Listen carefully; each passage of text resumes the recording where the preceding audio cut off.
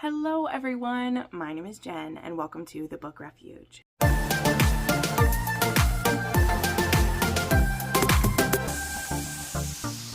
Well, hello everyone. It is time for another recommendation video, and today I'm updating my office romance recs because, you know, one of my favorite books in the past couple years was an office romance, and I didn't even share about that in an office context. So we are going to do an office romance rec. Now, for the most part, office romance, when I say office, I just mean a workplace.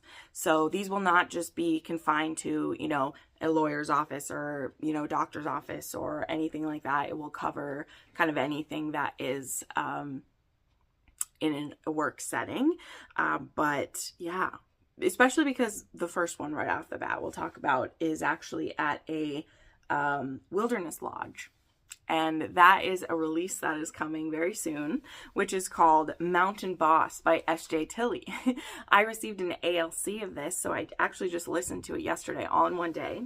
And this is going to be part of a new series, I think, that's all different bosses. I don't know. There was a tease for what the next hero might be, and I think he maybe owns like a restaurant bar, so maybe it'll be like, I don't know, bar boss sounds kind of weird, but whatever. But in this case, we have our heroine, Courtney, who is in a really dire situation. She needs a new job. She gets offered, or she applies for this job that has room and board of being a maintenance person and like cleaner for this like fishing tours and like lodge type scenario. There's this like a business where there's a bunch of cabins you can rent. It's not hunting. That's why I'm not saying hunting. They don't do hunting trips or anything. They do fishing trips, camping, things like that. And our hero Sterling owns this business out there, and his maintenance guy was moving on, and so Court was hired by the other guy who was leaving. And so she comes to her first day of this job, and Sterling discovers it's a woman, and he immediately is very hesitant about this because she thinks she's very beautiful but very distracting, and that she will distract him and his workers. And so he's an asshole to her, tells her, no, you can't have this job. And she literally gave up everything to move here for this. She doesn't have much as it is, but her previous job was also like a live-in work situation, and she's lost that. So she has nothing. If he turns her away, she will be without nothing. And so she's like, please don't let me go. Like, please let me stay for the period that I'm hired for. And he's like, fine. But in his head, he's planning to basically scare her away. That is his goal, is he's going to scare her away from this job. But that's going to be very difficult because he quickly becomes obsessed with her. He thinks she's beautiful. And his worries are this, like, there is a crew of guys that work this with him, and he doesn't want them to think the wrong things about her. He's very respectful in that way, where he's like, if I want something with this woman, it has to be serious, because she's not going to be the girl just fucking the boss. I don't want that for her. I don't want her to think that's all I want of her. So if we're going to be together, it's going to be like we're together. But he also is like biding his time. He definitely is stalking her a little bit, keeping an eye on her, making sure she's safe. And he's very, very into her for sure. And then we have Courtney, who she's a bit of a timid woman, but she's tough at the same time. And she realizes he's trying to basically get her to quit in the beginning by making it really tough. And she's just like not gonna give up. And I love that about her. She was very tenacious. She was very like forceful about it. Now, I will say that S.J. Tilley's writing isn't for everyone. You know, if you loved the Alliance series, you'll love this. It's the same thing, a little less dark though. There is still an attempted assault, some gun violence, and a few other things in there to keep in mind, but it's not the same level of dark as like the Alliance series, because it isn't mafia, but there is some light stalking going on, as well as there is a baddie who causes some problems later. But for the most part, the hero is just an absolute simp. And besides some of his, I would say, stalking for protection is kind of how I would put it. He tries to be a bit of her guardian angel type thing. But yeah, he was a total simp for her. It was really beautiful to see, and I loved it actually. I just finished it the other day. Okay, then of course we have to talk about my book that was my favorite book of 2023. 3, and that was P.S. You're Intolerable by Julia Wolf. This is when I knew it'd been a while since I made an office romance, because I hadn't talked about P.S. You're Intolerable in that. And the person who actually requested this video, I actually forgot to say it at the top because I rushed right into it, was Christine L. And she actually said, like, she loved P.S. You're Intolerable and she wanted some other office recs. So this, of course, has to be in here just for everyone else. But yeah, I absolutely adore this couple so much. This is Catherine. She becomes a assistant for Elliot. He is a billionaire and he's the CEO of this company, and she is actually pregnant when she starts work with him, which she doesn't have to disclose and he doesn't know. And she is actually having a baby with like kind of a friend. They had a one night fling with each other and it ended up with her being pregnant. Very quickly into the story, that friend actually ditches her and moves back to Australia and just leaves her high and dry. She's all alone with a house that's unfinished because they were renovating it. She has a baby coming. She has this job that's like very stressful working for Elliot. But Elliot very quickly comes to rely on Catherine for everything. And when he finds out she's pregnant, he wants to do what he can to support her, but he also is like keeping proper distance. Like, he really does that. It's only when she finally has the baby and she's gone from the office for her maternity leave that he fully is like kind of in panic mode, because he's like, when is she coming back? I need her back. He's thinking about her, honestly thinking about her baby as well, which is really cute. And when he goes to see her and meet the baby for the first time, he actually stops by her home. He sees what type of home she's living in, and that kind of shakes him. And he's like, you should not be living here. I want to help you. Please let me help you and the baby. And the reason why Elliot is such a favorite of mine is because he does this in such a gentle, loving fashion, especially for someone who we don't think can be gentle. Like, he's stepped on his dick a few times in things he said to her, and he's embarrassed her without realizing he's doing it because he's very blunt that way. But he offers her such dignity by saying, like, this isn't what's best for you. Please let me offer you a safe place. It's for the baby. Like, there's nothing wrong with you, but like, let me offer you this. And it gives her such dignity to be able to accept this, like, on behalf of her child, but he's doing it for both of them. And now she's living under his roof and he's interacting with the baby every day. He's absolutely obsessed with them. And now he's just kind of biding his time. Like, how do I show her that I want her, that I'm into her without, being inappropriate, without putting her in a rough position? And he makes that his goal, to win her over and keep her as his own. And I'm obsessed with it, okay? He's like, he equally loves her and her child, and watching him fall in love with both Catherine and Joey, the little girl, I'm done, y'all. I mean, a lot of you have read this book now because of me, and I stand by, like, recommending it all the time because it's that good. And you can read it as a standalone if you want. You can dive right into P.S. You're Intolerable. I have plenty of friends who did that because they didn't, care to read the other ones. They just wanted to dive right in, and, like, it's gold. Okay, it's gold. Okay, then we have Hooked on You by Nikki Ash. And this one is kind of interesting because it's like office romance and then becomes a nanny romance. But I included it because I just loved this series. I love this cover too. So this is Kira and Ryder, and they actually both have children. So she has a little girl, and Kira's actually run from her husband, who is an abusive asshole. And she's been living in her car, and she gets a job at this business. I believe this is the whiskey business. Yeah, because this is a love and whiskey novel. It's this like whiskey business, and she has a job in like the daycare, and it's great because she can have her daughter at work with her while she looks after the employees' children. When Ryder discovers that she's actually living in her van in the parking structure with her little girl, he is like, this can't happen. Now, he has a little baby. She's not like brand new by the time the book starts, but his partner left. She didn't want to be like a mom. It was too much for her. And so I believe his baby is like, maybe she's just a year old, but she's still pretty little. His little girl is still pretty little.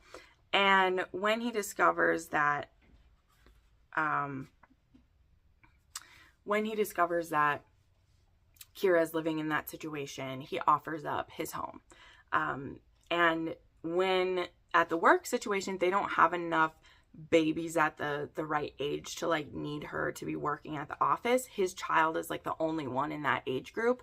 He basically just offers Kira a nannying position, and he's like, then I don't have to take her into the office with me every day. Like, you can just stay here, watch both of our kids. You'd be doing the same thing you'd be doing there, but you can do it here. And I just think it's so adorable. Let me find the picture. Like, here's a pic. Like, this was came with my copy. There's a page overlay of them with their 2 little girls, and it was so cute. And he has other great things. He's also in like a romance book club, so there's nights of them reading romance together. And yeah, he becomes a total simp for her right away. And of course they want to be careful because of both of their kids, and also she's nervous about her ex and like what trouble he might try to cause. And Ryder is like, girl, I got it, don't you worry. And we love to see it. Okay, then I want to squeeze in quick Well Bred by Adriana Anders. And this one, the heroine is actually the boss, and she owns this restaurant. And her brother actually sends one of his buddies from prison to look out for her. We won't go in fully to all those details and what happened with that. But this guy is being like a part-time cook for her before he starts his job working on, like, he's going to be working on a boat, I think, for like a term, but he's helping her out until she can find a new chef or whatever. Now, she actually is single now. She was in a relationship for a really long time, and now she's on her own, and she wants a baby. So she's planning to use some of her savings for insemination. And you know, things go around, and her employee, he ends up agreeing to be the one to impregnate her. So they're going to try to make a baby together. And yeah, this is like, it's about novella length. It might be a little longer, but yeah, so they're going to try making it the old-fashioned way. Because it's cheaper, of course. Like, it's cheaper. It's great. Now, in the beginning, she has all these rules for how this insemination will happen, that like he's not supposed to try to make her enjoy it. He's just supposed to do the deed, get it done, you know, leave his deposit and get out. And eventually he's kind of like, hey, I don't want to be doing it this way. I'm feeling really used, and like, I know I agreed to help, but like, I need it to be a little more participation on both our parts for me not to feel icky. So things progress that way, and they discover that they enjoy the process of even like, you know, pretending that they're making a baby even when she's not ovulating anymore, you know, which would be the breeding kink that comes in with this one. But technically this starts at the workplace, so there we go. Okay, and then we have When You Give a Lawyer a Kiss, which straight up right here, we got a workplace romance. This is a part of the Aspen Grove series, though this one is like, she meant this to be a novella. But she wrote a whole book because that's who Anne is. So this one is technically like, it's not one of the siblings. Whereas like the books in the regular Aspen Grove series are all the siblings basically. But this was still really fun. This was supposed to be a novella. But there is 2 novellas in the series that still kind of all connect together. But whatever. In this one is one where I believe he is like a tattoo artist on the side, is what this one was. I believe that's what this one is. But he also is like a lawyer. So yes, here we go. Sorry. She knows about his double life as a tattoo artist. And they had ended up having this really crazy connection when she got her tattoo from him. And now she is, I think, a paralegal at his office, or is like his assistant there. And he's like, I don't want her to ruin my secret double life that I have. So, but at the back, it's funny. He says, should I have moved her desk outside my office? No, because now I have to see her all the time. Nothing says stay away from the good girl like late nights ordering her favorite takeout just to see her smile, right? One kiss and I'll figure out how to have a night with her. One night and I'll be asking her to spend the weekend with me. And one weekend I'll have to find a way to win her heart. So, I love Anne's books. They're all so cute, but still very like spicy too. And I loved the naming convention with these. So there was, if you give a single dad a nanny, when you give a billionaire a bride, when you give a lawyer a kiss, and then the one that just came out was if you give a CEO a chance, which was a second chance romance. So all of these are really fun stories, and I think you'll like Anne if you like that. And I believe that the novella at the start, if you give a grump a holiday wish list, that one is also office romance, assistant and boss. And then the one, if you give a CEO a chance, is also as well. So plenty of office romance there. Okay, then we have Meet Me in Wonderland by Angel Anders. This one is a boss and assistant, as well as ex-boyfriend's dad. So this one's interesting because she actually like gets hired, I believe, when she is his son's girlfriend. So it's like his son's girlfriend is his assistant, but his son is a bit of a dipshit. He's not like a horrible guy, but like he doesn't, you know, their relationship fizzles. And so yeah, it fizzles out, all cool. But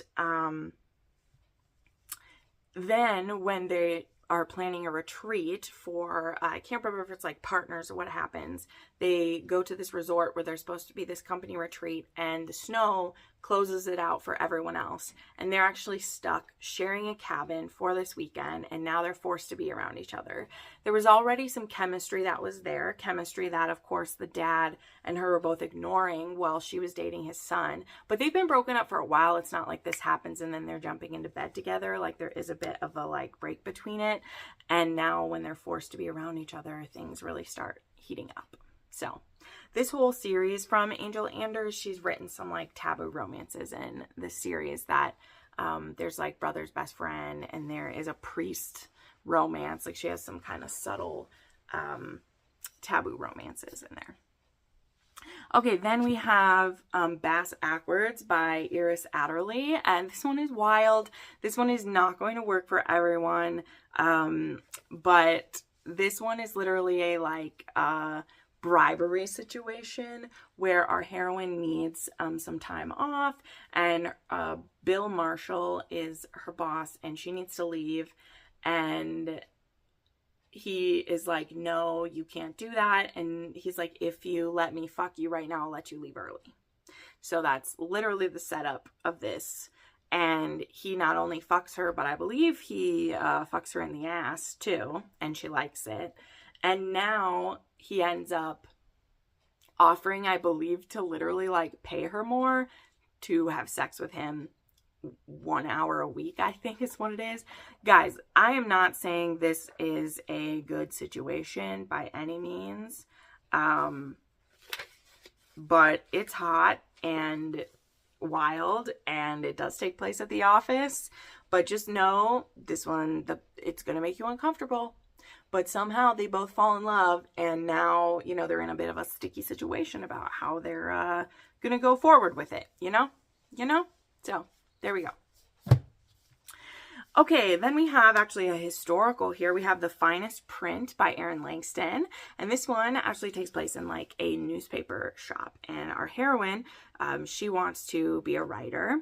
And our hero has just discovered that he has been left this like printing press and this business, only he I can't remember if it was an uncle or like how he was related to them, but they've left him in a lot of debt. And so if he can't get it paid off in a certain amount of time, then he loses all of it. And he took a big risk coming to England. He's actually from America. He took a big risk coming here to take over this business. And if he can't make it work, then it was all for nothing, right? And our heroine, she is a spinster. Her father is a judge, and she is actually helped out before. I can't, if she's a court reporter or what she did, I can't remember what she does. But anyway, she started writing these kind of like Penny Dreadful type things, and they end up teaming up, and to make money, they're going to publish her stories as like a serial situation, and hopefully earn money quickly so that they can pay off his debt.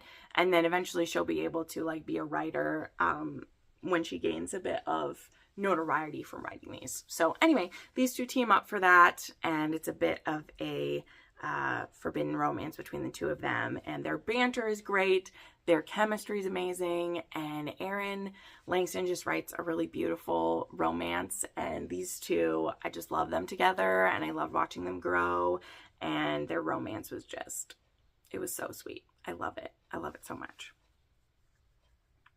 Then there is The Romance Line by Lauren Blakely, and this one is actually a PR girl and one of the hockey players, and she needs to help revitalize his reputation, and so they end up working together a lot because she's setting up different things for him to do and different events for him to do and really helping boost his image, and they have this really kind of like bantery, like feisty relationship with each other, and we watch that kind of build until it explodes, and now we might have a whole other type of press situation on our hands if we don't handle it correctly. So this one was great. I love this whole series from Lauren Blakely. The most recent one is coming out soon, and that one just was so good as well.